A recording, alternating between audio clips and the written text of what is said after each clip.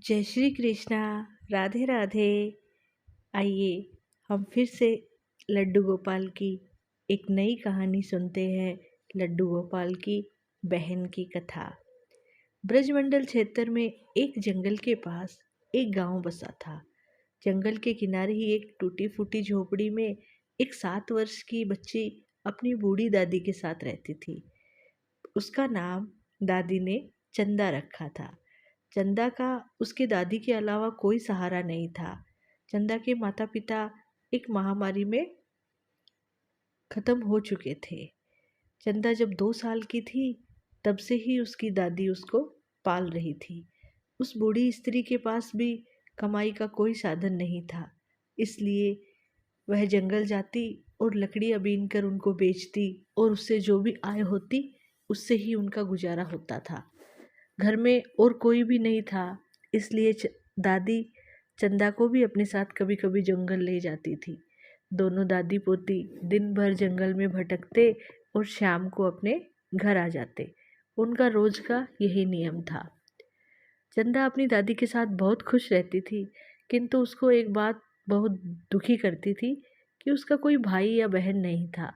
गांव के बच्चे उसको इस बात के लिए हमेशा चिढ़ाते थे और उसको अपने साथ भी नहीं खेलने देते थे। इससे चंदा बहुत दुखी रहती थी। कई बार वह अपनी दादी से पूछती कि उसका कोई भाई क्यों नहीं है। तब उसकी दादी उसको प्रेम से समझाती कि कौन कहता है तेरा भाई नहीं है, वह है ना कृष्ण कन्हैया, वही तेरा भाई है।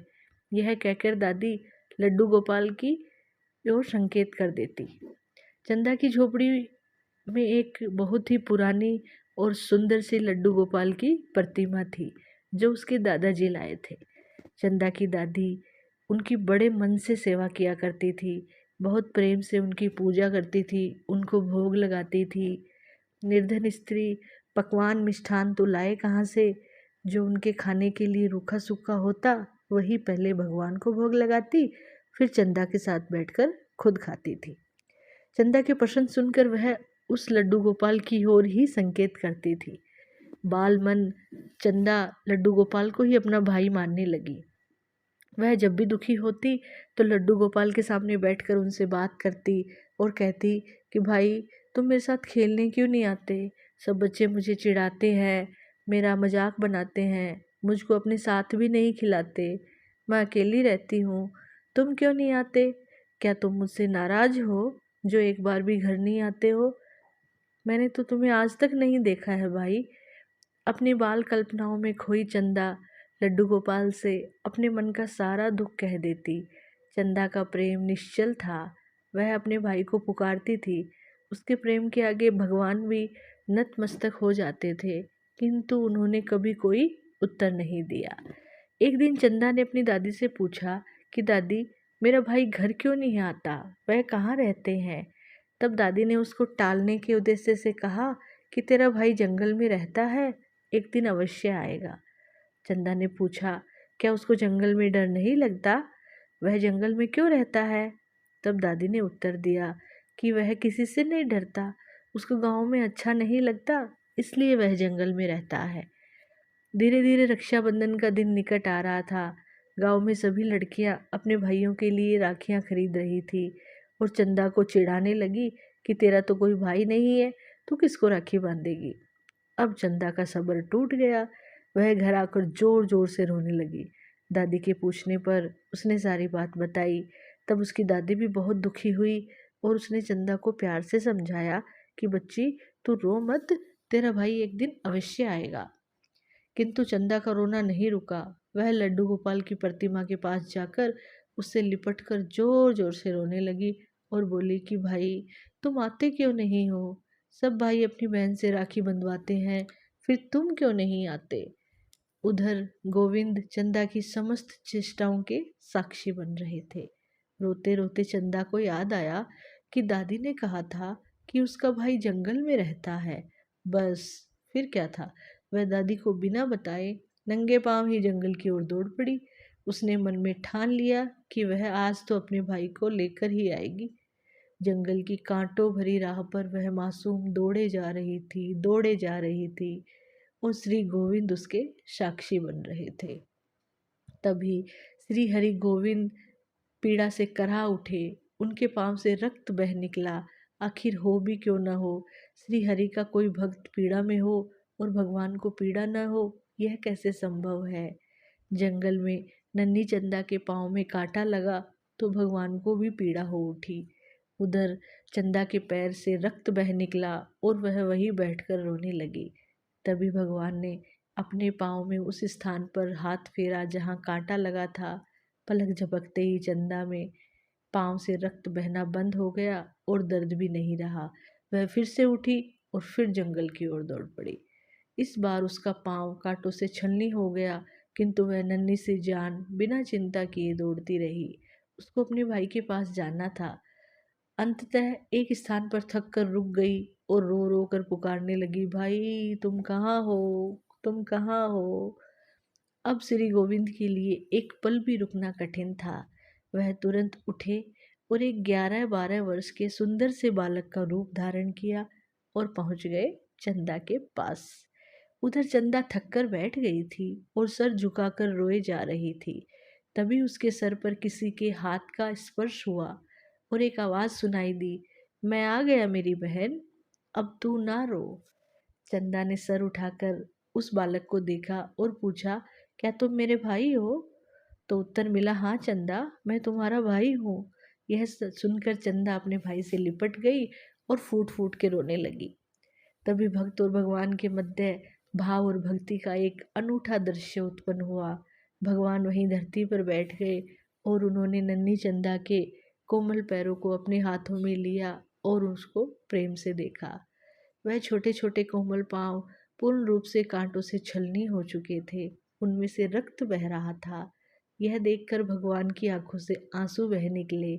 उन्होंने उन नन्हे पैरों को अपने माथे से लगाया और रो उठे। अद्भुत दृश्य। बहन भाई को पाने की प्रसन्नता में चंदा रो रही थी और भगवान अपने भक्त के कष्ट को देखकर रो रहे थे। श्री हरि ने अपने हाथों से चंदा के पैरों चुभे एक एक कांटे को बड़े प्रेम से निकाला। फिर उसके पैरों पर अपने हाथ का स्पर्श किया। पल भर में सारे कष्ट दूर हो गए। चंदा अपने भाई का हाथ पकड़कर बोली, भाई आज तो तुम घर चलो, कल रक्षाबंधन है, मैं तुम्हें राखी बांधूंगी। भगवान बोले, अभी तो तू घर जा, दादी इंतजार कर रही होगी, मैं कल प्रातः अवश्य आऊँगा। ऐसा कहकर उसको विश्वास दिलाया और जंगल के बाहर तक छोड़ने आए। अब चंदा बहुत खुश थी कि उसकी सारी चिंता मिट गई थी। घर पहुंची तो देखा कि दादी का रो रो के बुरा हाल था। चंदा को देखते ही उसको छाती से लगा लिया। चंदा बहुत खुश थी, बोली, दादी अब तू मत रो, कल मेरा भाई आएगा और मैं उसको राखी बांधूंगी। दादी ने अपने आंसू पोंछे और सोचा कि जंगल में कोई बालक मिल गया होगा जिसको यह अपना भाई समझ रही है। चंदा ने दादी से जिद करी और एक सुंदर सी राखी अपने भाई के लिए खरीद ली। अगले दिन प्रातः ही वह नहा धोकर अपने भाई की प्रतीक्षा में द्वार पर बैठ गई। उसको अधिक प्रतीक्षा नहीं करनी पड़ी। थोड़ी देर में ही वह बालक सामने से आता दिखाई दिया। उसको देखते ही चंदा प्रसन्नता से चीख उठी, बोली, दादी भाई आ गया। और वह दौड़कर अपने भाई के पास पहुंच गई और हाथ पकड़कर घर ले आई।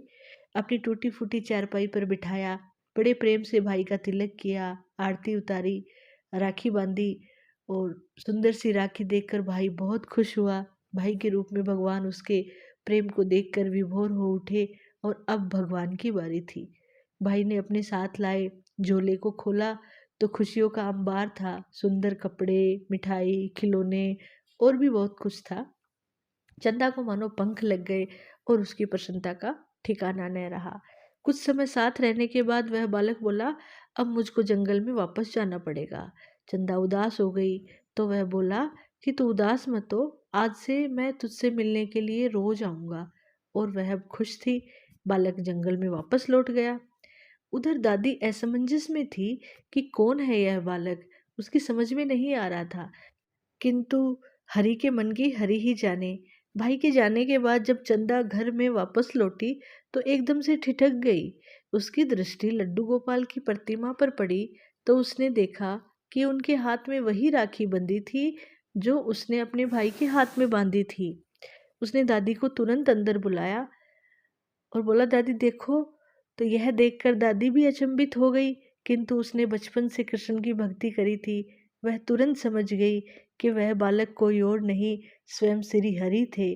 वह उनके चरणों में गिर पड़ी और बोली, छलिया, जीवन भर तो छला और जीवन का अंत आया तो अब भी छल कर चले गए। वह चंदा से बोली, अरे वह बालक कोई और नहीं, तेरा यही भाई था। यह सुनकर चंदा भगवान की प्रतिमा से लिपट के रोने लगी और रो रो कर बोली, कहो ना भाई, क्या तुम ही थे? मैं जानती हूँ वह तुम ही थे, फिर सामने क्यों नहीं आते, छुपते क्यों हो? दादी पोती का निर्मल प्रेम ऐसा था कि भगवान भी विवश हो गए। लीलाधारी तुरंत ही विग्रह से प्रकट हो गए और बोले, हाँ चंदा, मैं ही तुम्हारा वह भाई हूँ। तुमने मुझे पुकारा तो मुझको आना ही पड़ा, और मैं कैसे नहीं आता। जो भी लोग ढोंग दिखावा पाखंड रचते हैं, उनसे मैं बहुत दूर रहता हूँ, किंतु जब मेरा कोई सच्चा भक्त प्रेम भक्ति से मुझे पुकारता है तो मुझे आना ही पड़ता है। भक्त और भगवान की प्रेममय लीला चल रही थी और दादी, वह तो भगवान में लीन हो चुकी थी। रह गई चंदा, तो उस दिन के बाद गांव में उनको किसी ने नहीं देखा। कोई नहीं जान पाया कि आखिर दादी पोती कहाँ चले गए। प्रभु की लीला प्रभु प्रभु ही जाने।